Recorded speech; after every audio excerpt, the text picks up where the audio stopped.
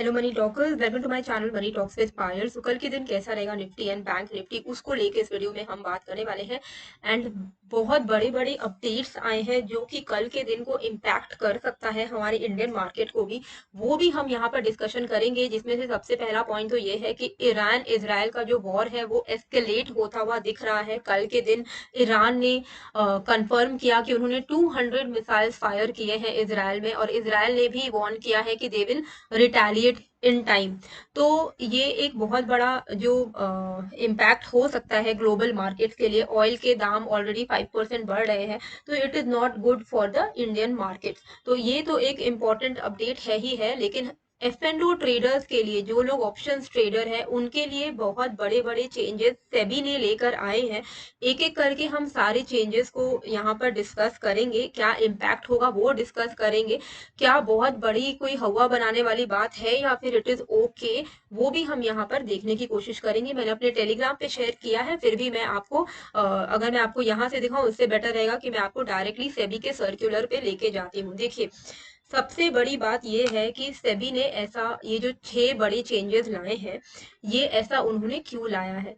तो ये जो बड़े चेंजेस हैं वो इसलिए लेकर आए हैं क्योंकि आपको खुद भी पता है कि एफ एंड ओ ट्रेडर्स की जो तादाद है वो बहुत ज्यादा इंक्रीज हो गई है। मतलब सबको इजी मनी बनाने का इतना बड़ा चस्का लगा है कि जिस वजह से 93% जो लोग हैं जो लॉस कर रहे हैं, ये डेटा जानने के बावजूद भी लोग फिर भी एफ एन ओ ट्रेड करते हैं। एंड जो लोग ढंग से करते हैं वो तो करते हैं, वो उसमें से आई थिंक 3.5-4 लाख ही लोग हैं जो लोग एक्चुअली में पैसे बना रहे हैं। लेकिन बाकी लोग, जो लोग लूज कर रहे हैं, वो इसलिए लूज कर रहे हैं कि या तो उनको एकदम लत लग गया है जुआ खेलने का, कि उनको लगता है कि भाई पैसे वही है, हीरो जीरो वाला सीन है कि मतलब 5,000 रुपए डालो और उनके उनका मन में रहता है कि भाई आज ही के आज हमें करोड़पति बनना है, तो रिस्क मैनेजमेंट बिल्कुल खत्म है उनका। तो ये सारी चीजें को लेके, हाईली स्पेक्यूलेटिव एक्टिविटीज को लेकर एंड बहुत ज्यादा कर्व करने के लिए सेबी ने बहुत सारे फ्रेमवर्क्स लेकर आए हैं। पहला है upfront collection of option premium from option buyer. तो सेबी अब कह रहा है सारे ब्रोकर को कि भाई आप ऑप्शन बायर से अपफ्रंट प्रीमियम कलेक्ट करें। यूजुअली ये कोई इम्पैक्ट नहीं लाएगा क्योंकि अभी भी ऑलमोस्ट जिन जो भी ब्रोकर्स हैं, जो भी ऑप्शन बाइंग आप कर रहे हो, ऑप्शन हम जो ऑप्शन प्रीमियम है उसको अपफ्रंट कलेक्ट ही हो रहा है वो हमारा। ठीक है, तो ये कुछ बहुत बड़ी चेंजेस नहीं है, बहुत बड़े इम्पैक्ट नहीं ला के देगा ये। जो नेक्स्ट है, जो नेक्स्ट अपडेट है, ये थोड़ा इंपॉर्टेंट अपडेट है ऑप्शन राइटर के लिए। Removal of calendar spread treatment on the expiry day. Calendar spread का मतलब होता है कि जो ऑप्शन राइटर होते हैं जनरली 2 लेग्स बनाते हैं इस करंट एक्सपायरी का, एंड फिर उसके बाद नेक्स्ट एक्सपायरी का 2 लेग्स बनाते हैं। अब सेबी कह रही है कि ये चीज अब हम अलाउ नहीं करेंगे, और करंट एक्सपायरी के साथ आप कोई अलग एक्सपायरी का लेकर आप लेग्स नहीं बना पाओगे। तो ये जो ऑप्शन राइटर के लिए ये बहुत बड़ी प्रॉब्लम है, क्योंकि करंट एक्सपायरी को जो वो ट्रेड करते थे एंड फिर नेक्स्ट एक्सपायरी के साथ जो लेग बनाते थे, तो करंट एक्सपायरी में उनको कम मार्जिन लगता था। अब ये चीज हट जाएगी, तो ऑप्शन, पहले भी जब ये ड्राफ्ट आया था कि ऐसे ऐसे चेंजेस ला सकते हैं, तो मोस्टली लोगों ने इसी पे आपत्ति दिखाई थी कि भाई ये वाला चेंजेस मत लेकर आना। पर ये वाला चेंजेस सेबी लेकर आ चुकी है, तो ये एक थोड़ा इम्पैक्ट कर सकता है। Intraday monitoring of position limit. तो अभी सेबी का कहना है कि सारे ब्रोकर्स जो हैं उनको इंट्राडे मॉनिटरिंग करनी है पोजीशन लिमिट पे। पहले वो एंड ऑफ द डे करते थे, पर अब उनको इंट्राडे करना होगा। ये भी कोई बहुत बड़ी बात नहीं है। यहाँ पर जो मेन चेंज है वो है contract size for index derivative. अभी तक 5 से 10 लाख के बीच में कॉन्ट्रैक्ट्स होते थे इंडेक्स के फ्यूचर्स एंड इंडेक्स के ऑप्शंस में रिस्पेक्टिवली, और ये लास्ट 9 साल पहले चेंज हुआ था। 2 लाख से मार्जिन बढ़ाकर 5 से 10 लाख ले आया गया था।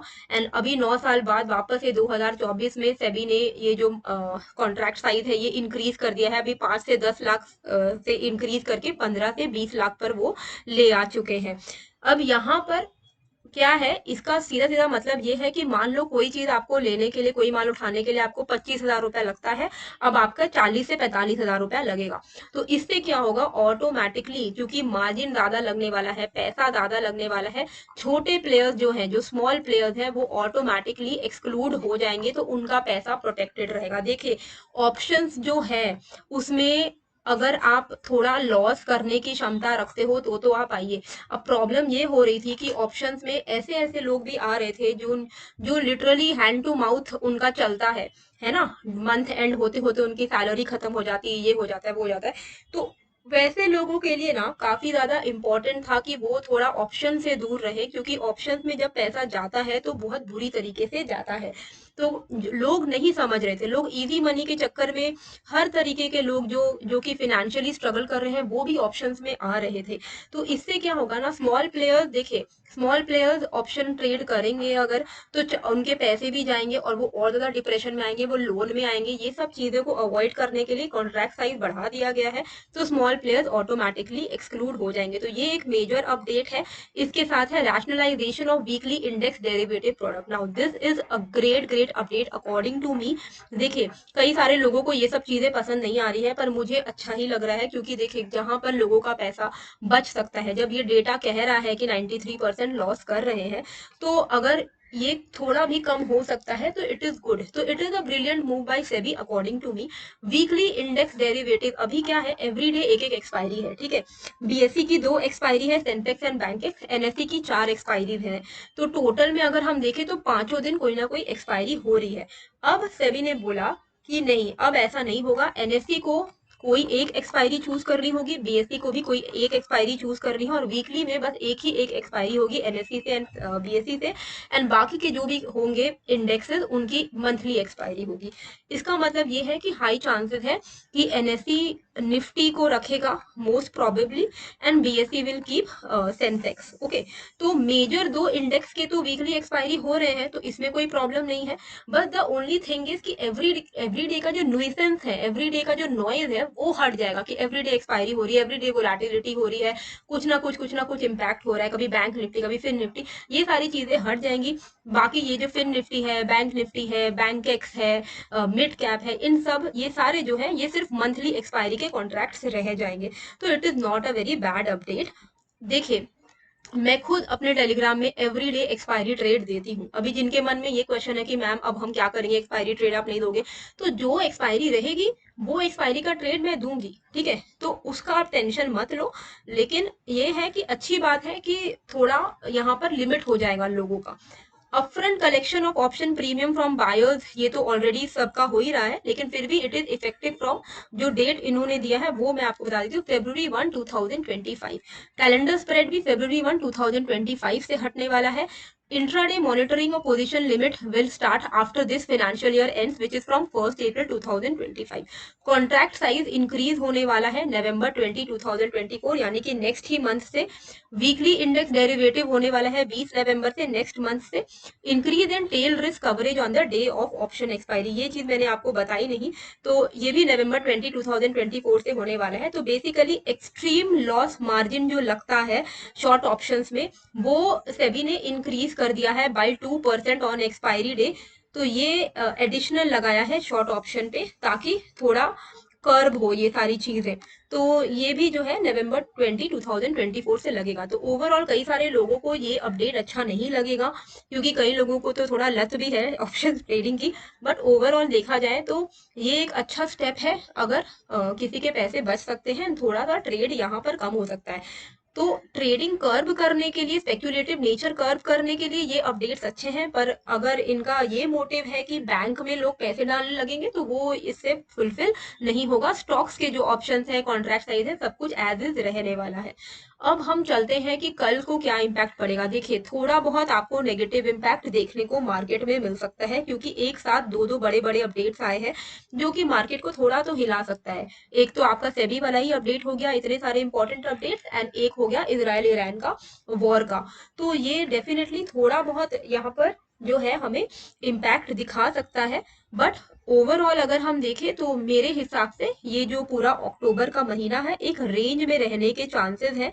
वो रेंज की अगर मैं बात करूं तो अपसाइड का जो रेंज है, मुझे लगता है कि 26,300 का ऑन द अपसाइड रेंज है, एंड डाउन साइड में ये कहा गया, हाँ, डाउन साइड में 24,700। ये एक रेंज के बीच में हमारा पूरा महीना गुजर सकता है अक्टूबर का, ठीक है।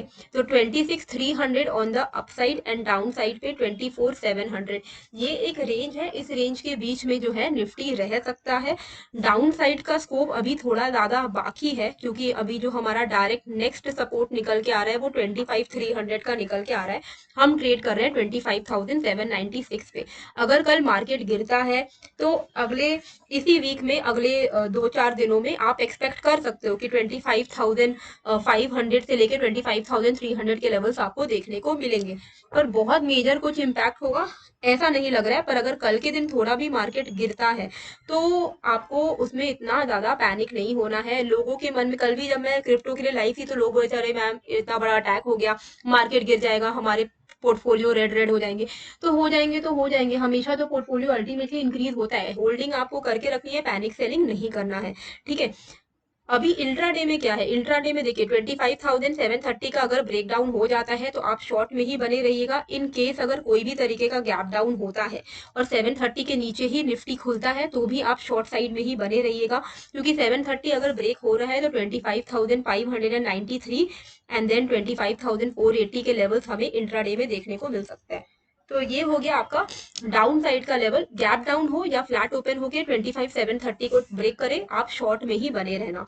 अपसाइड की अगर हम बात करेंगे तो यहाँ पर एक अच्छा खासा रेजिस्टेंस है 25,870 पे।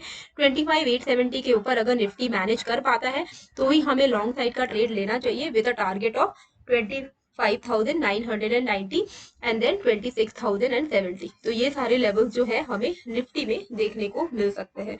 तो 25,730 एंड 25,870, इसके बाहर में अगर हम ट्रेड करेंगे तो अच्छा रहेगा।